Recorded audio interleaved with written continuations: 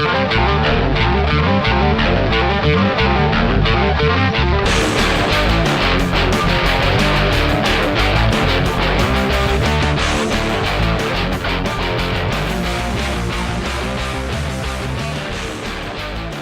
up, League of Legends fans, and welcome to another episode of the No FFs podcast, the esports podcast where we hit things hard, we hit things fast, and we don't take any Fs from anyone. Today, we are going to be covering the first week of the LEC. This is dropping a little later in the week than I'd like. What I'd ideally like to do is drop really quick 15-minute informative episodes right after the weekend ends, and that's what I'll try to do going forward for week 2. We'll see what happens with schedules and things, but I'm really excited for this.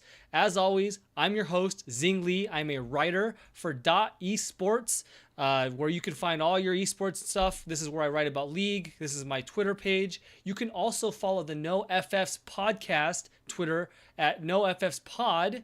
This will be where I only tweet about this podcast. So things relating to the cast, when new episodes drop. We are now on iTunes, Google Music, Spotify. SoundCloud is coming. So we're going to be hitting pretty much everywhere you'd want to listen to your podcasts. And we've got 15 minutes. Oh, I reset this. We got 15 minutes on the clock, and let's just get going. We got notes here, and we're going to dive in with Fnatic versus SK. This was an interesting series because Fnatic actually lost the first game to SK. They were behind. SK was outscaling, especially in the bot lane, and then the game got remade, and everyone said, oh, SK just got screwed. Fnatic will obviously, as the better team, come back for game 2. Did not happen. We're going to pick things up actually a little bit before this at the 4-minute mark. Now, what's just happened is Broxah, Fnatic's all-star jungler, who was so good for them last year, and now I've got buffering issues. Broxah had just recalled, and now he's reloaded with a couple long swords. He's doing his Raptors. He's doing his Krugs. This is the interesting thing about this. Like, you look at the lanes. Sion and a Poppy. Sion's supposed to win the lane. Poppy's up in CS. She can actually be down in CS and still be useful. This is the one lane for SK. Mid lane, Akali's down 4. Now, Akali's fine, right? You don't need to give Akali resources necessarily to win the lane. But I would say in this situation, Lyssandra's doing her job. She's winning the lane. And then bot lane, Ezreal versus Lucian. Lucian's got to pressure early. Reckless and Hylissang got to make moves early, or the Ezreal will outscale. The Ezreal will have better poke, more damage with the double tier build. And if they don't win that lane, if this remains even for much longer, SK will have won that game or lane too. So they have 3 potential winning lanes. Let's see what Broxah does about it. Now he's red side. He doesn't spot out where Selfmade is because Selfmade is top side. They have no idea where he is. Kill goes down top side. Okay, Broxah. Okay, he's gone. He's gone. It's gone. He just did his Gromp. Now there's no scuttle there, so he's recalling again. Upgraded jungle item. Control word. We're ready to go. He goes for his wolves. He goes for his red. And goes back to his raptors. So he's basically made a loop around his jungle. Meanwhile, all of his lanes are falling apart around him. The map is falling apart. You look at all this deep vision that SK have in the behind the wolf pit for Fnatic. Control ward there. They've got the blue warded. They've got their own tri warded. What is Fnatic doing in this early game? They're going to get outscaled. I don't like what I've seen from Broxah in both games so far. I don't think he's been as proactive as he could have been, especially on a champion like Lee Sin going into Sejuani. So this game pretty much fell apart. I think at the, later on, you just see like how much the Ezreal has outscaled the Lucian and how Fnatic just can't fight this anymore.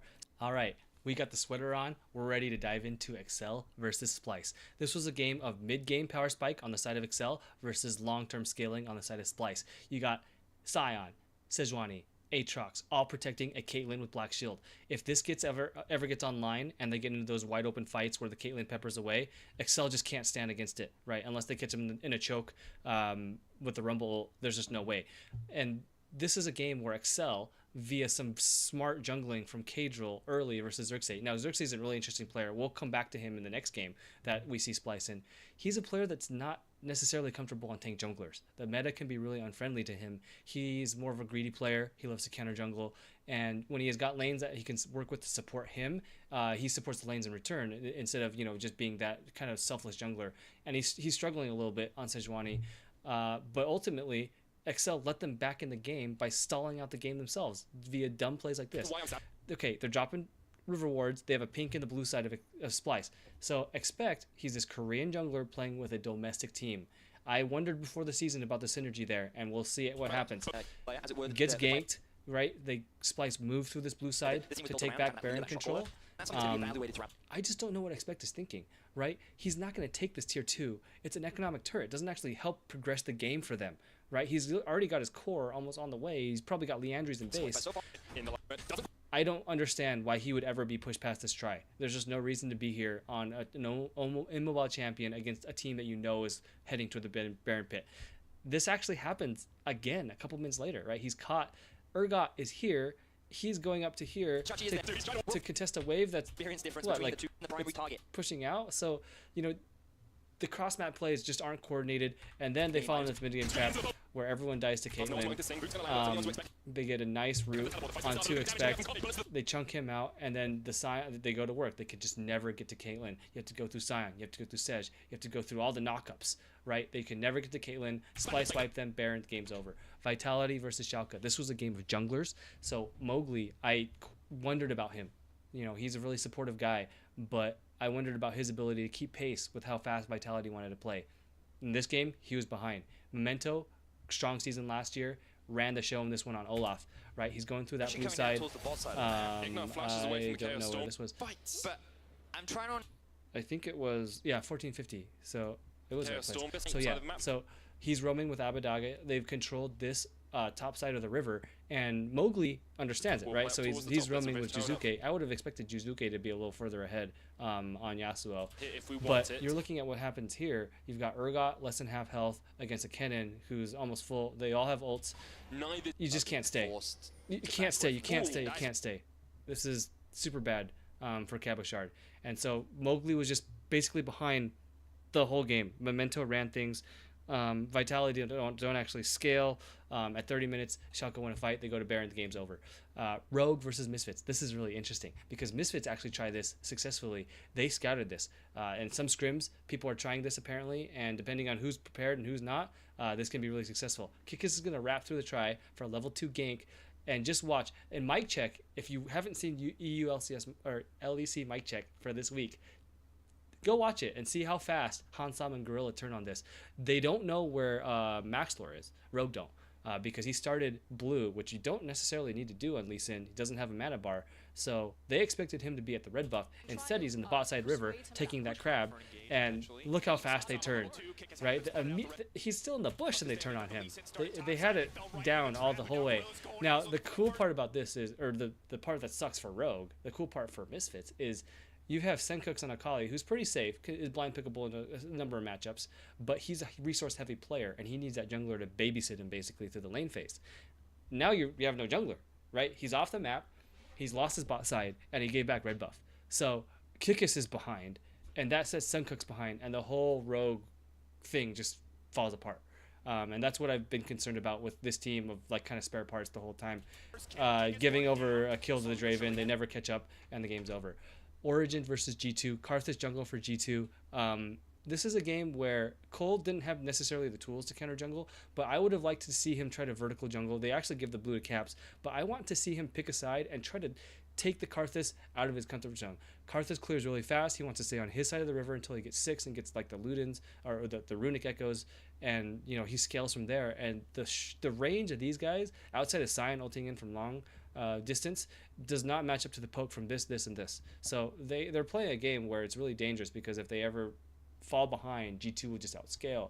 So I think this is a situation where Cold, his bot lane's winning. They actually kill Perks in the 2v2 against taking the Draven and the Zoe. They have opportunities to take over the bot side of the map. They fail to do it. Jankos kind of just farms up till 6, and you know G2 outscale. Game's over. Next game is also G2, also a Karthus jungle, also a game where I think Memento, he had this perma push in the top lane where Urgot scales really well against Akali. He's got a mid lane where it's a tough matchup, right? Abbedagge taking Lissandra into Aatrox, but it's pretty safe. Like you don't expect Lissandra to just to die before 6, right? And so he's got this opportunity here to take over this top side of the map. Instead, he's on the bottom side of the map, and this is really interesting because Perks clears these 2 casters right here. All he wants to do is recall. See that He's just going to recall. He's leaving. And Memento's coming down here, and so he's not here for a kill. Mickey wasn't going to There be is a looking for scuttle a that's gank there. available, which is important. Like, again, you do have to force the Karthus back. So I like the focus on the scuttle, but then An item you know disadvantage. he flashes that. But 3v3 Memento gets now. caught. Perks comes up, and this is really bizarre because the Perks is behind the Ezreal in itemization, death sentence and yet already secures a and flash. the Ezreal is there first. But look at the damage from the Mejai's Mickey decides to flash forward over it. Karthus. The lantern comes out, he jumps away. It's a slight misplay, but this is one where it was on a razor margin. But I would have liked to see him, rather than coming here where Perks is recalling, play to his strong sides of the map, and try to do something there. That's a I don't fault them for contesting the scuttle. I really don't. And also setting up Drake control because Karthus can take Drake pretty fast. But it's just a fumbled play, and his mid laner was never there. Rogue versus Excel. These are two teams, both with Korean tops, both with domestic everything else. And this is a really interesting game because So many you come large through walls here for her to and hide her glacial.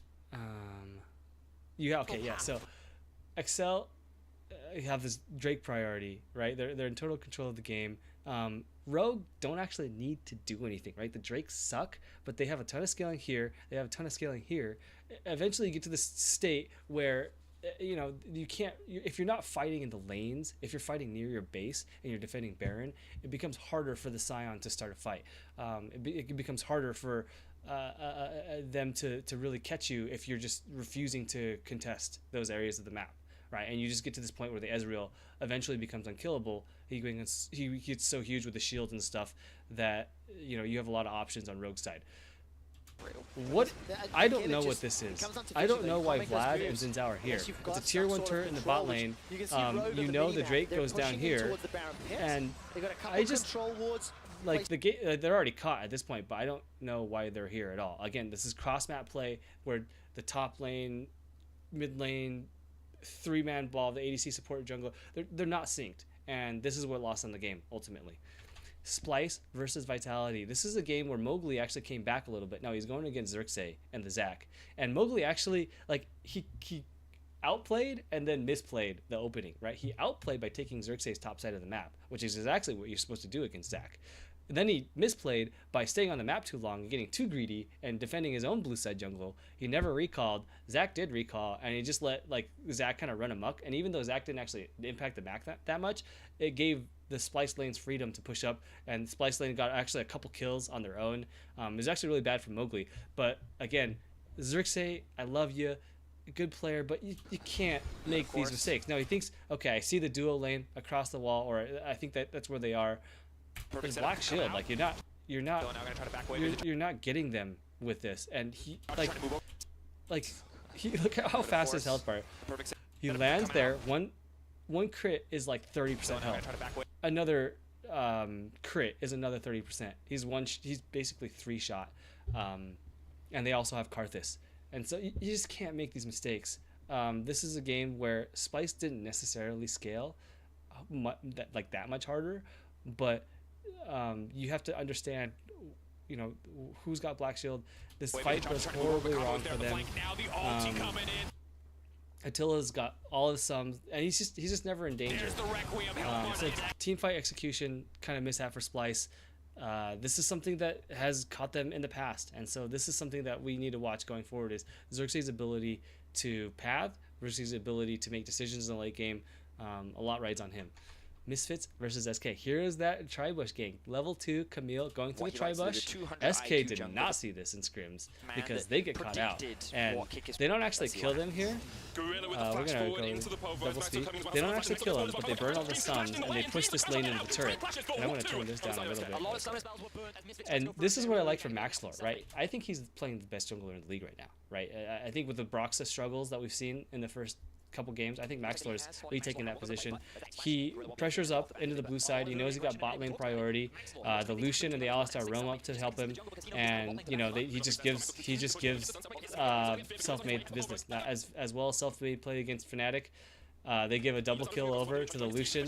The Galio's there too, and this game is over. So this is the jungler being smart and the lanes backing him up. Misfits, a lot of new players here, but they're syncing really, really well. Origin versus G2, another situation where G2's playing, or Origin versus Fnatic, another situation where you have Fnatic trying to play this early game comp. They got outscaled against SK, trying it again.